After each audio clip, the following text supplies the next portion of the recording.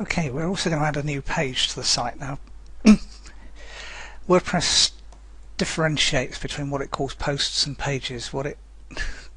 Typically a page will appear in the contact bar. So if we go, in the main site navigation. So if we go to the demo site, open a new tab for us, and you'll notice that we've now got home and contact.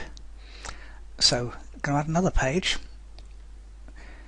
and actually what I'm going to do, because I want the contact page to be around about the right hand side of the menu bar, what you can do is a little thing called order.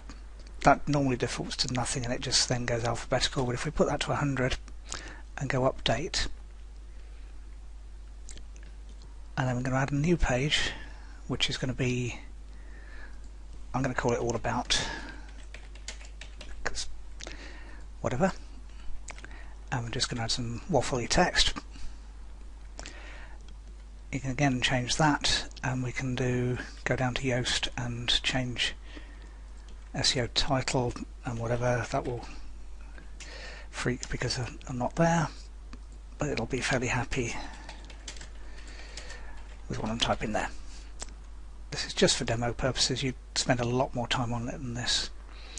Now across on the right, I've got all the stuff from before with visibility, publish immediately and stuff like that. You can put it below the contact, so if you want to do menus you'd use that, so that's where you use parent. Default template, now this is going to be the front page of my site, and you either do, you've got a choice there, a front page template or a full width template with no sidebar, or the default. This is going to be the front page, so I'm actually going to call it front page template. And that's the exclude pages from navigation. That only includes on pages, not posts. So if we did another one called privacy, we'd untick that, because typically we'll put that somewhere else, out of the way, tucked, hidden, but visible. If that makes sense, it won't be on the main menu bar. So we got that,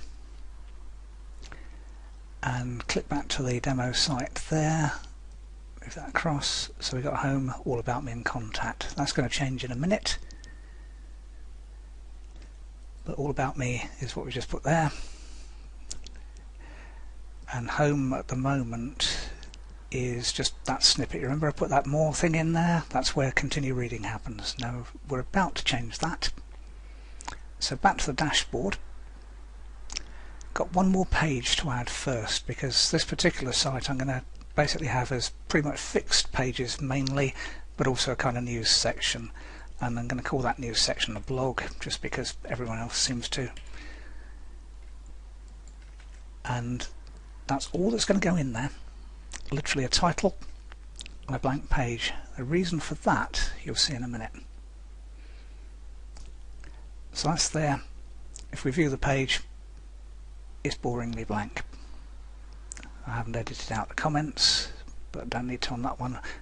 I do on the main about me page. So go back into there and edit, scroll down the bottom, get rid of that, update.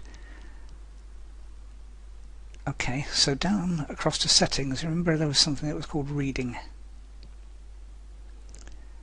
Front page displays currently your latest posts. We're not going to go for that because this is kind of a more corporate-y site, or one that you want to sell from the front page on and you just want the other stuff to support it. And the front page is going to be all about me, and the posts page is going to be the blog. That's why you leave it blank.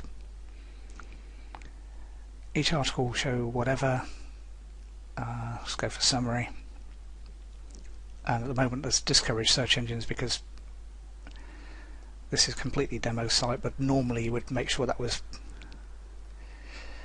unticked so that you'd allow them to go for it. Save changes, go back to the site,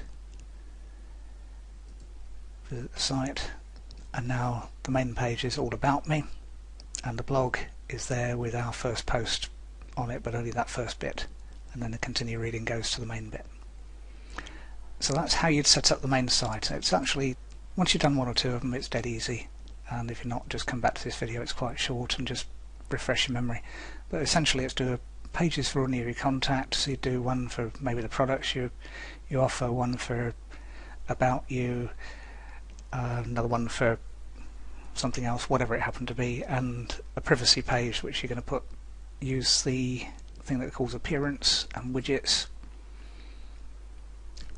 and there's a footer somewhere. I think it's the second front page widget area. We just play around and test it doesn't break anything, and you just put your privacy page in, and you'd use just a text thing, and a lot depends on your theme on that one. And talking of themes, we'll have a play around with the theme next. So see you in the next video.